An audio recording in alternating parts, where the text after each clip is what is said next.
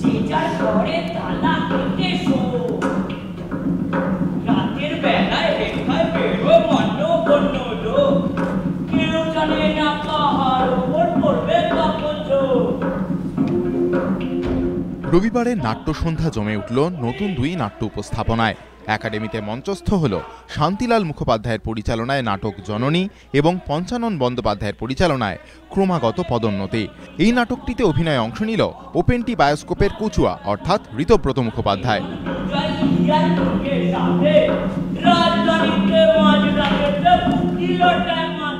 ছোটবেলা থেকে থিয়েটার করছি, মানে একদম 4 বছর না 5 বছর বয়স থেকে করছি।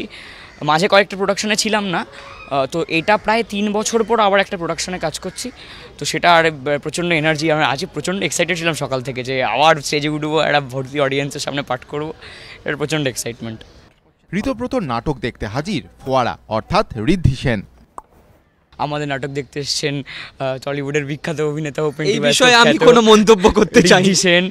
আসলে আমি আরও অনেক বছরের বন্ধু, এটারও বন্ধন সূত্র হচ্ছে থিয়েটার আর একাডেমি। আমরা এখানে যেখানে দাঁড়িয়ে আছি সেটাই আমাদের মানে সেকেন্ড হোম বলি আমি আরও। হ্যাঁ, আমরা এখানেই বড় হলাম আমরা আর কি।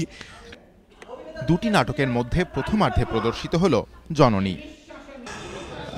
ইন্দ্রাশিস লাহিড়ির লেখা জননী, অনেকদিন আগেই লেখা নাটকটা। অ্যাকচুয়ালি একটা অ্যাক্সিডেন্টে প্যারালাইজড হয়ে যাওয়া একটি ছেলে, আর তাকে কয়েক ঘন্টার জন্য তার দেখাশুনো করতে আসে একটি নার্স, তারও বয়স অল্প। তাদের নিয়ে কয়েক ঘন্টার এটা একটা নাটক। মনোজিৎ সরকার, এবিপি আনন্দ, কলকাতা।